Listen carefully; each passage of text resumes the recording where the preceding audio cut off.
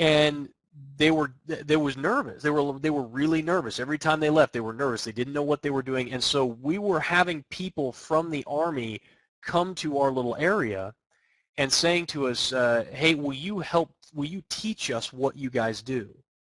Because we don't want to die. And so we were working with several of these. One of them was a communication unit. Another one was I can't remember what the other one was. They were just reservists, guys who'd been plucked from Cincinnati, Ohio, and dropped in northern Iraq. And I started working with them, and like I said, my job was really one of the most dangerous jobs, maybe the most dangerous job that you could have at that time. And I said, there are some things that there are some decisions that you have to make, and those decisions that you're going to make need to happen before you ever leave the base. I said, every time you roll outside the gate, there's a chance that you're going to have to use your weapon. There's a chance you're going to have to kill somebody. And the decision as to whether or not you're going to do that happens before you ever leave the base. My pre-morning routine when I would wake up and I knew I would have a run would be to go down, and a run would be a mission, a transportation. I would go down and eat a good breakfast. I would come back to my room and I would sit in my room and I would close my eyes and I would visualize the run. I would visualize every single road that we were going to go down, every turn that we would take, every possible encounter, all of the traffic circles that we would run into, and I would visualize the time of day and what the traffic would be like in the traffic circle and what I would encounter. What happens if a car comes at me as I'm coming through the intersection? What happens if there's a log jam and we have to reverse position? What happens if we have to counterflow? We have to hop on the other side of the street and drive against traffic? What happens if a vehicle darts out of the side of a road on a cross street as we're running down one of the legs of our journey?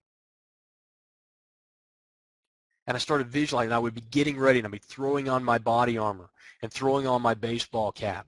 And I'd grab my rifle, and I'd double check to make sure I had all my ammunition, and I would roll out to the truck, and I would throw the machine gun, the 240 Golf on top of the on top of the turret gun, and I would check and double check to make sure I had my ammunition, that I had the smoke grenades that I needed to throw into the traffic circle as we ran through the traffic circle. And the whole time I'm doing that, I'm constantly processing and visualizing what that run is going to look like from the beginning until the end. And I remember I told this story to these guys to a couple of different groups while I was out there. But I said there was one time I was on a run, and we were running down the road. And guys, I will tell you right now that I had no qualms. The decision was already made before I left. If there was any question, I would shoot. I would not make my wife a widow. Proactive in making sure that I was alive and that the rest of my team was alive. That may be something that you disagree with. I don't really care. I'm alive today, and there are a lot of people who aren't. We're rolling down this road, and we're rolling down a very narrow, the streets are very narrow, and sometimes we would take some very back-angled streets, right? Because we would want to vary up our routine, because we didn't vary up our routine. If we went the same way every time, then they would hit us. They'd come after us. They would set up IEDs. They'd set up complex attacks. And so we were constantly varying our routine. And sometimes those routines took us down some very narrow streets, because in this particular area there was the Wall of Nineveh. Do you guys remember from your Bible study? I don't know, some of you guys probably never read the Bible. There's no big deal about that, but the Wall of Nineveh.